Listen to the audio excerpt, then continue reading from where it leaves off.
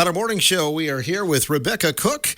Good to have you back in the studios with us, Rebecca. Yeah, thanks so much for having me. It's great to be back. Tell us why you're running through the area these days. Yeah, well, today have a bunch of different meetings here in Richland Center. I met this morning with the CEO of the hospital here to talk about, what kind of challenges they might be facing here when it comes to healthcare access and affordability, and making sure that we've got folks working in our hospitals. And then I met with the city administrator here in Richland Center, as well as the economic development director. And then I'm going to be going to a ribbon cutting this afternoon for County Highway O. Awesome. So, yeah.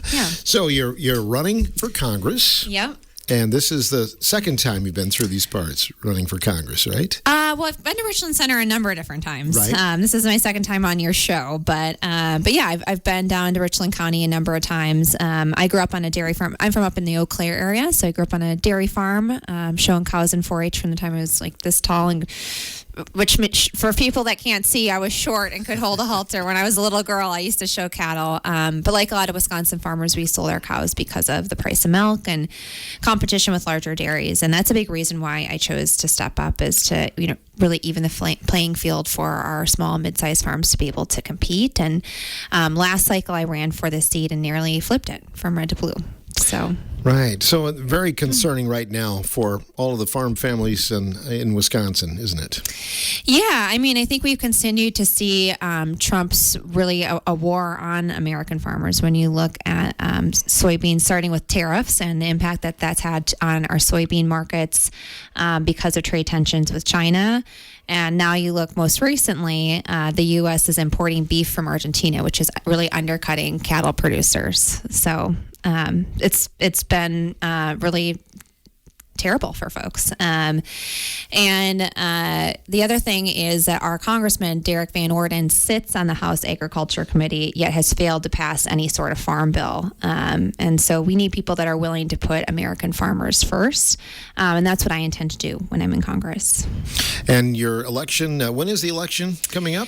It's not until November 2026. So we're about a year away, which is why we're getting started early and making sure that we're showing up in communities no matter their size, and really hearing from people like what's keeping them up at night. And a lot of the things that I've been hearing from folks is concerns around healthcare costs and affordability with what we've seen with the reconciliation bill and healthcare cuts, and how that's going to impact our rural hospitals, which is why I'm here touring and talking to your hospital CEO to see how I can be helpful and to see what what we need from an affordability issue as well. So I'm hearing a lot from folks on that.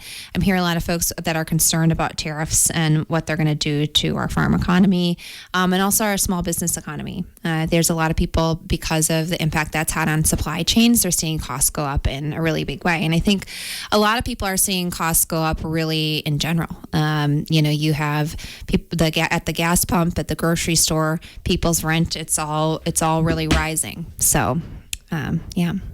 As a youngster, you're showing cattle and that kind of thing. Did you ever envision that someday you were going to be running for public office? No, but I was raised to be a servant leader. I was raised by parents that we were the first people when somebody was sick at church to show up with a casserole, or when somebody had a newborn baby that we were taking a meal train. And so, to those kinds of folks. And so I've always been raised to really step up and to show up in for my community. And so I think it's translated pretty easily.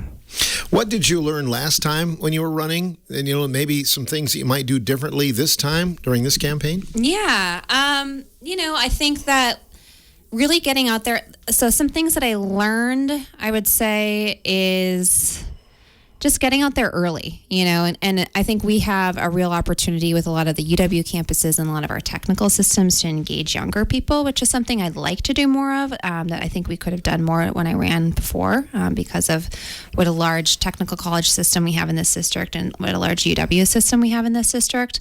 But I think, really meeting people where they're at. So, we were at county fairs, dairy breakfast. I was at the Richland County Dairy Breakfast this summer. People want to see that you're accessible and available, and that you're showing up in their communities and listening, as much as you are, proposing policy or talking about issues, that you're really hearing from people what they want and what's keeping them up at night. So a lot of people are tired about, and just kind of want to bury their head in the sand. But obviously that doesn't get anything done either, does it? No, and I think we have opportunities to change things and make things different. Some of the things that I'm running on, I want to expand Medicare to cover vision, dental, and hearing, the very things that deteriorate as folks age. I'd like to get the PRO Act passed that would undo the work that Scott Walker and his cronies did with Act 10 that really decimated worker power in the state. And I think having something that's aspirational, we need solutions, not just identifying what the problems are all of the time. I know a lot of folks, for example, like my parents, they go down to Mexico to get their dental work done because it's cheaper to do there than it is in our own country. So being able to expand Medicare to cover vision, dental, and hearing would be a fix to some of that. People should be able to age in place and age with dignity. And I think you're hearing a lot about how corporations are making record profits. They're doing that off the backs of their workers, and that's why enacting something like the PRO Act would really put the power back into the hands of workers and making sure that they're getting the wages and benefits that they really deserve. Right, and you mentioned the hospital. Certainly, we are so blessed to have rural hospitals still, and we need to kind of keep supporting those, don't we? Yeah, no, absolutely, and it comes down to making sure that they're getting the kind of Medicaid and Medicare reimbursement rates that keep them fluid and keep them open. That's something that I'll be, and I think I know people really want to be able to get the care that they need here in Richland Center versus, going to a La Crosse or going to a Madison. People should be able to get access to the care that they need and within their own communities. The other, I have lots of district administrators in the studio here with us talking about right now public schools and what they're going through as well. And that's something that needs to be fixed too, isn't it? Yeah, and a lot of that happens more at the state level, with the way that those are funded. But, I'm hopeful that Democrats and Republicans can come together to make sure that, every year our school districts aren't having to go to referendum, right? And I'm talking to people all across the third that are really frustrated with that. And I think that's the kind of leader that I want to be in Congress. I think you see a Congress that is so dysfunctional of people that, don't want to pass something because they don't want somebody else to get the credit for it. We need more people that are willing to put partisanship aside and do what's right for their communities and right for their constituents and the people that elected them. Yeah, that was going to be my next question about trying to work with the other side of the aisle. And, I identify as more of a moderate Democrat. So, I like to say I was born in a bipartisan household because my dad was more of a Republican and my mom was more of a Democrat. And I think that's you look at how polarized our country is right now. And we ran a TV ad when I ran last cycle where I was in the middle of the road on my parents' farm talking about how folks in DC are so far left or so far right and that we need more regular people in the middle that want to get things done and kind of end that sort of chaos and division and noise making that you're seeing coming out of DC, but like that people are actually accomplishing things. And I think that there are certainly moderate Republicans that would be great partners in Congress to be able to accomplish some of those things that I know that we need here in West Central Wisconsin. You mentioned your parents. The parties were a little bit different back in the day, though, weren't they? I would say there's like a lot of what I would say, quote, old school Republicans that have voted for me. I know there's people, last fall, I outperformed Harris by 9,000 votes and I outperformed Senator Tammy Baldwin by 5,000 votes. So there are people that voted for Trump that also voted for me. I'm focused on expanding a big tent. And if I'm the first Democrat somebody votes for, that's great. But I'm really just running a value-centered campaign that I think speaks to the hearts and minds of people here in this district. And when you're appearing somewhere, what's the most common question somebody comes up to you and asks, Rebecca? Or is it different everywhere you go? It's kind of different everywhere I go. Like, it depends if I'm like at a university, what, young college students might think versus when I'm out in a rural area. I had somebody talking to me and asking me about the shutdown this weekend when I was out in the community. And that's kind of, I think, been on the minds of a lot of folks is I think this kind of partisan football that's being played with people's livelihoods, and Democrats are using it as a bargaining chip to, for ACA subsidies, which we need to expand. But at the same time, it's hijacking people's paychecks, and that's frustrating. And so I want us to get to a place where people are really negotiating on both sides of the aisle, and that we're not shutting down the government to prove a point.